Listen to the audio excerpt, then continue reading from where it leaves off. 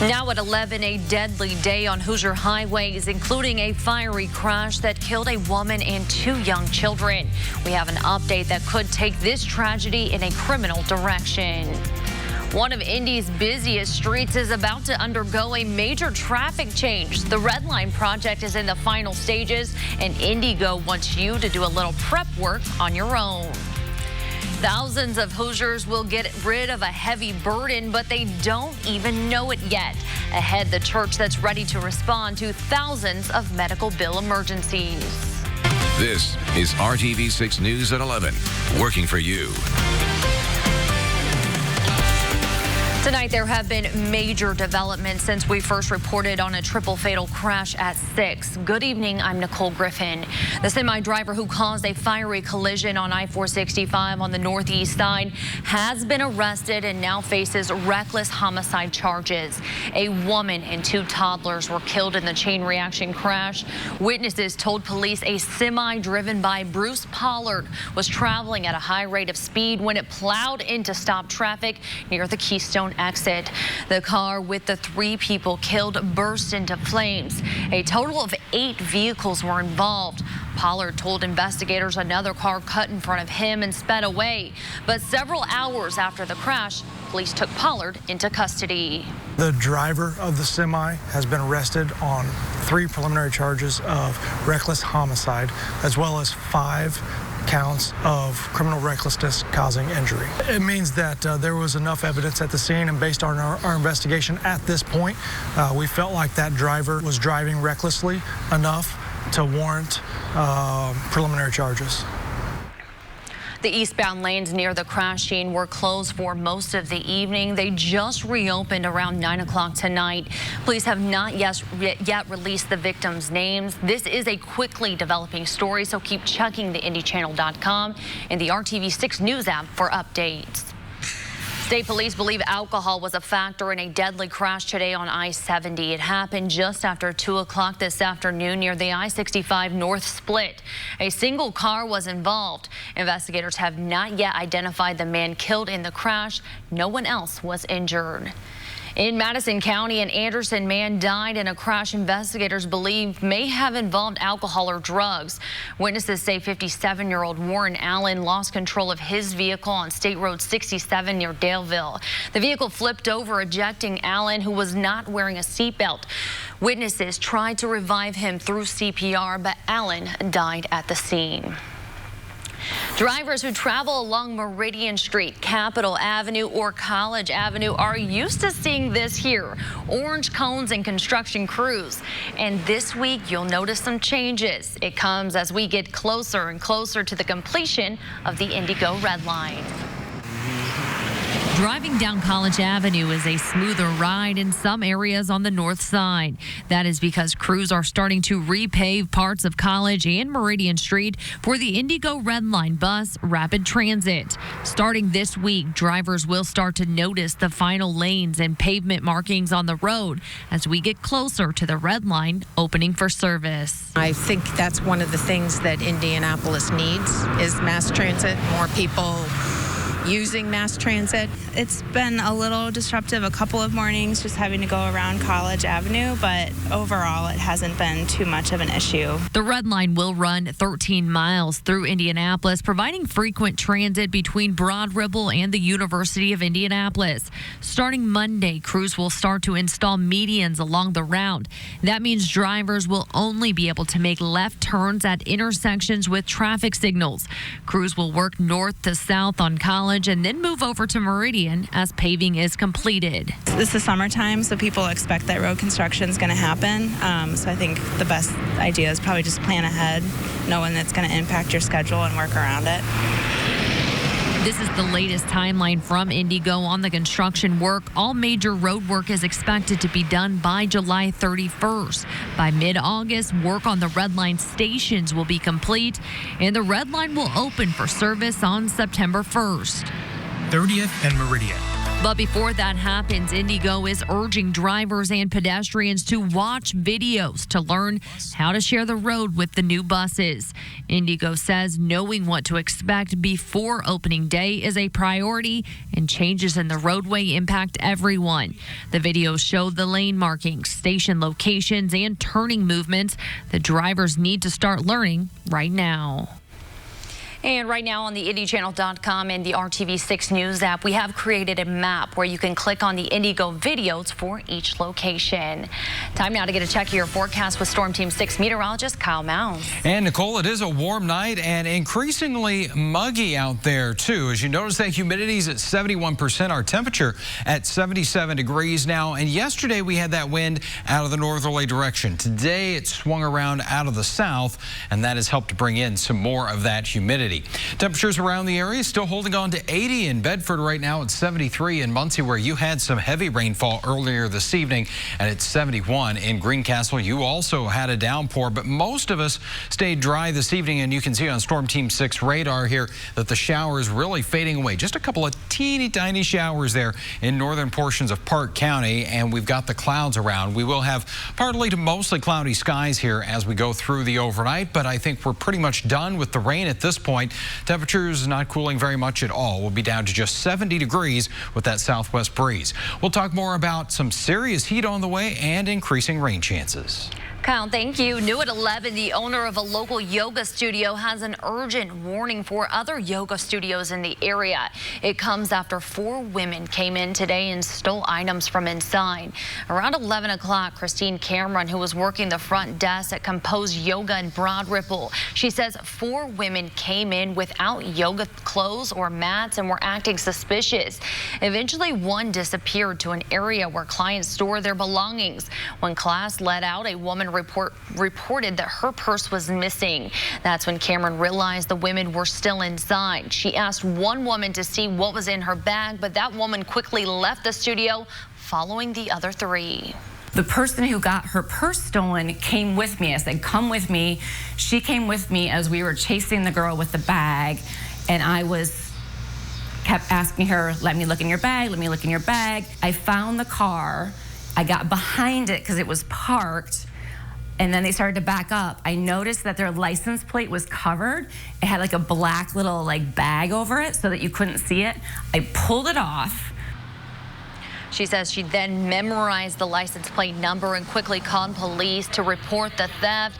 This is video Cameron sent us from the yoga studio on College Avenue, also in Broad Ripple, which she believes shows the same women in the middle of the frame inside the studio today. She says the women went to the yoga studio first, Pure Bar, and then her location. If you know anything about this theft, contact police. Tonight, the investigation continues into a shooting at an East Side gas station that left 3 people injured. It happened last night just before 11:30 at the mobile gas station at 42nd and Midhofer.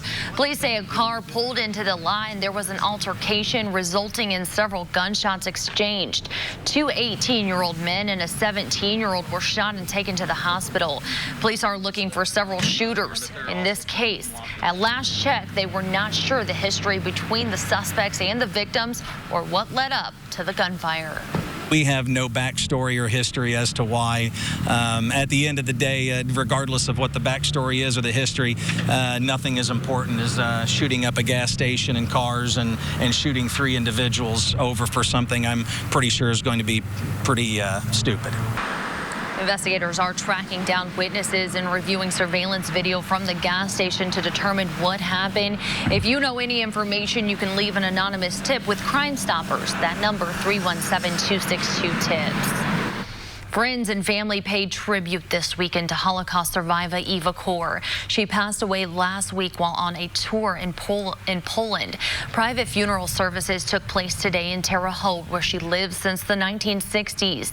Yesterday's visitation was followed by a candlelight service at the Candles Holocaust Museum and Education Center that she founded in Terre Haute. Course family is encouraging the public to attend one of the 2 memorial services set for next month. One will be Sunday, August 4th at 2 p.m. in the Tilson Music Hall at Indiana State University in Terre Haute. A second memorial service is set for Sunday, August 18th at 2 p.m. in Cluse Hall on the Butler University campus in Indianapolis. A Central Indiana church is planning a big blessing in the sum of $5.2 million to erase medical debt for thousands of Hoosiers. RTV6's Cameron Riddle has the details on the surprise possibly coming to a mailbox near you. It's something most of us can only pray about. A jackpot-sized chunk of money large enough to wipe out our debt and hit the reset button for a better and more affordable life. But thanks to a church in Kokomo, thousands of Hoosiers will have their medical debt wiped to zero, a blessing they won't see coming. We had some money allotted in our budget to do some renovations here at the church this summer, and our board of directors agreed to take that money and to give it to help eliminate $5.2 million in medical debt for people in Howard County and Miami County. The Old Church of Kokomo, led by Pastor Jacob Burgai, made an investment in the Central Indiana families they aim to serve, giving $20,000 to RIP Medical Debt, a nonprofit organization that purchases medical debt for pennies on the dollar, eliminating debt from families already recovering from life's toughest moments. My wife and I were in thousands of dollars in medical debt. At one point in our lives, I've had 2 back surgeries, and it impacted our lives. It impacted our marriage and our parenting, and I know the stress that it brings. The 3,400 Hoosiers who will get their debt wiped out don't yet know it, but that'll all change this week when both members of the church and complete strangers check their mailboxes. It's random. We don't pick whose debt gets eliminated. It very likely could be people within our church, and it'd probably be a lot of people outside of our church. And, you know, they may never walk through our church doors, and that's fine with us. Burgai says it's the church's way of paying it forward. We just want them to know, because of what Jesus did paying our debt, your debt has been forgiven. In Kokomo, Cameron Riddle, RTV6. What a great story. Thank you, Cameron. Well, this seems to be a growing trend. Just last week, we told you about a Southern Indiana church that raised $6.2 million to pay off medical debts for people in 4 surrounding counties. The First Capital Christian Church in Corydon also worked with RIP Medical Debt to make this happen. Coming up, the planned raids on undocumented immigrants seemed low-key today, but people are still on edge and wondering what might happen tomorrow. You're watching RTV6 News at 11. On the all-new 2019 Ram 1500. This is RTV6 News at 11, working for you. After the president promised ICE raids over the weekend, many undocumented immigrants were afraid to leave their homes, and protesters in cities across the country took to the street to protest those raids. Here's ABC's Daria Albinger with the details. Emotions running high over the weekend. Protesters taking to the streets ahead of nationwide immigration raids billed as a major operation by President Trump. It starts on Sunday, and they're going to take people out, and they're going to bring them back to their countries. Undocumented immigrants living in fear. I take a chair and place it behind the door, this woman says. Mayors of several cities insisting local police would not assist ICE agents. Disrupting families who are just here trying to live their life, that's not who we are or should be as Americans. Immigration groups and city officials say they haven't seen any large-scale activity. New York's Mayor Bill de Blasio tweeting no confirmed ICE activity. But the acting director of ICE insists agents are out there. We are doing targeted enforcement actions against specific individuals who have had their day in immigration court. The issue has been a popular topic among 2020 Democratic presidential candidates, with some accusing President Trump of ordering these raids as a distraction. If he wanted to really try to deport people that were security risks, maybe he shouldn't have told them a week ago. He does this because he wants to create wedges. The real concern for undocumented immigrants could be Monday, when many have to return to work, risking arrest as they leave their homes. Daria Albinger, ABC News, New York. Simon Pagenaud earned his third victory of the season by taking the IndyCar race in Toronto. The win on the streets around Exhibition Place was Pagenaud's first this year away from the Indianapolis Motor Speedway. He talked with our Dave first after his victory. All right, there's something that's being described in IndyCar now as the Simon. What is this? What is the Simon exactly? Ah, that's what it is. There's absolutely no explanation for it except that's just my inner energy that I just, I'm going to grab it. I'm going to go get it, and when you have weekends like that, it's just explosion of joy. The beauty is you're doing that a lot right now. So. Yes, I love that. It's been 3 times this year, so we're going to keep going. Obviously, there's a few races left, and if we want to win it, we got to keep going. Did you feel you could dominate this race like you did? Yes. Sounds pretentious, sorry. No, it's okay, but you guys were awfully good out of the box on Friday. Yeah, no, the car was just so good. It was just a matter of staying on top of it myself, understanding how to drive it well and how to extract the best out of it. But she gave me so much confidence that I could really stay in that zone.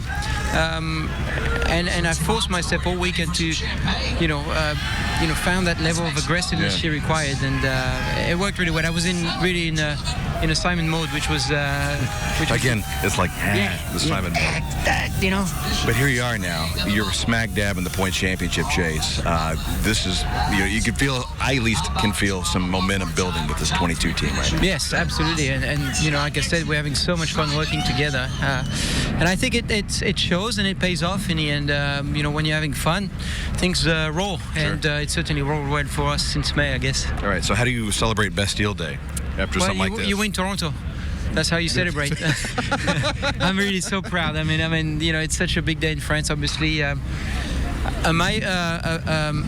French rider, Alaphilippe, got the maillot jaune again in the Tour de France. Tour de France. So I'm proud that I got my maillot jaune, which is the yellow jersey today. So super happy about that. Merci. We'll see you in Iowa. Thank you.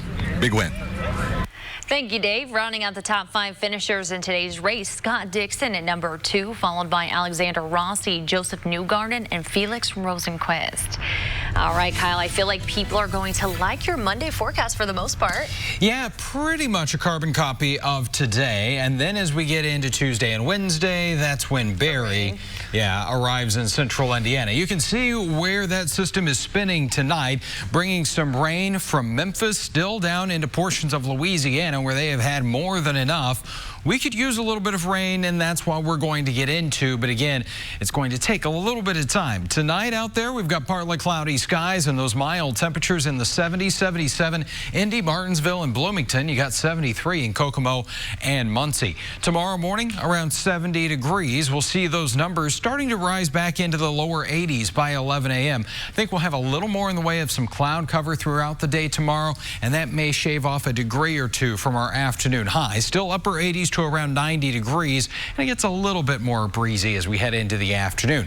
Rain chances less than what we had today. I would say under 20% here as we go through our Monday afternoon and evening. Really, TrueCast keeps things fairly quiet until we get into the day on Tuesday. High temperatures, there you go, 90 in Indy and Columbus, 88 degrees in Bloomington, because those clouds from Barry will start to work in from the southwest, so that'll hold your temperature a little bit cooler tomorrow. 89 in Richmond. Still, we're going to have those heat index values, though, into the middle 90s. All right, so let's time out the rainfall, which we haven't had a whole lot of. I know some of you had some downpours this evening, but a lot of us, still needing some of that rain for the yard, and the farmers now in the need of it.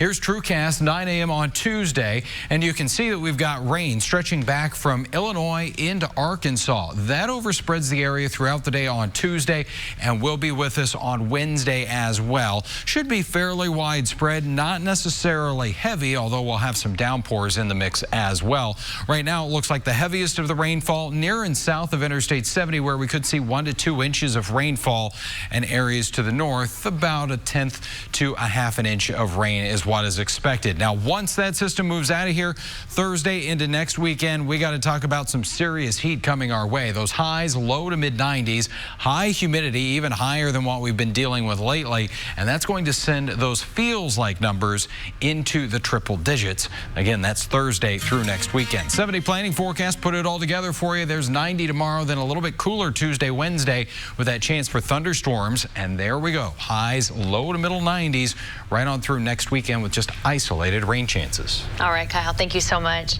Well, coming up, teachers say the education secretary needs to learn a lesson about keeping promises, and they're taking legal action.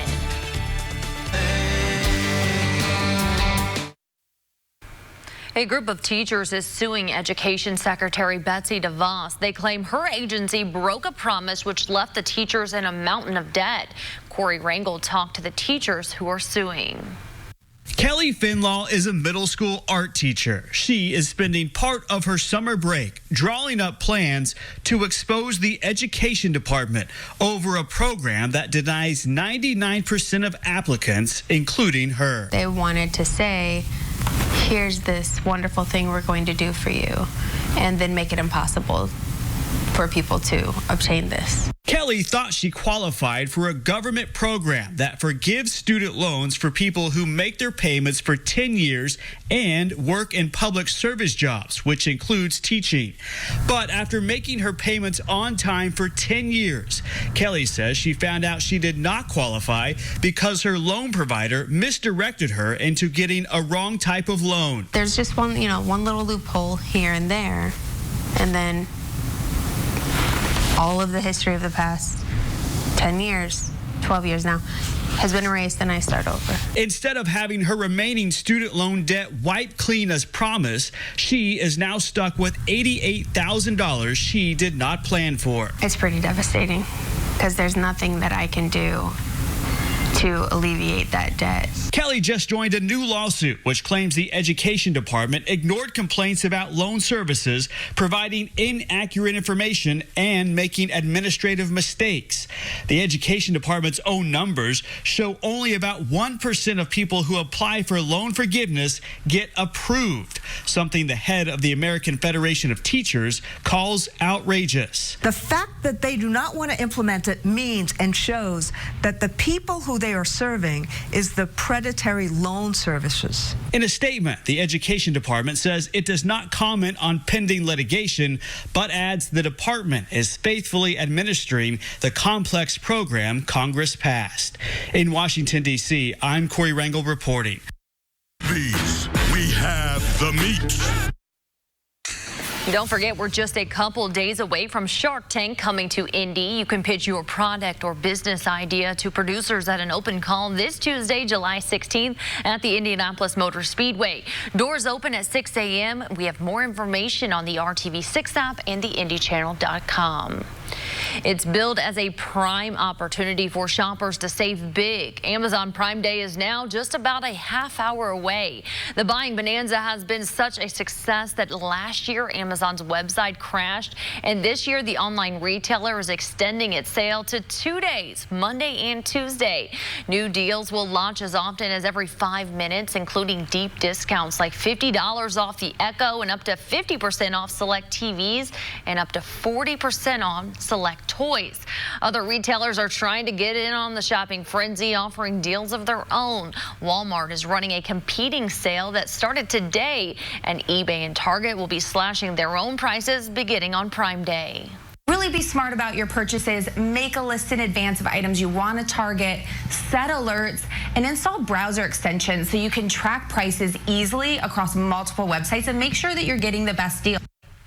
Amazon's deals are available to Prime members only. A subscription is $119 a year, but you can sign up for a free 1-month trial. Might want to stay inside and shop tomorrow because it's going to be hot, Kyle. Yeah, I was going to say maybe I should work tomorrow instead of surfing the web. All right, 90 degrees tomorrow with partly sunny skies. A little bit cooler Tuesday, Wednesday, but that's because we'll have some rain around after that. The heat is on. All right, Kyle, thank you, and thank you for joining us. Have a great night.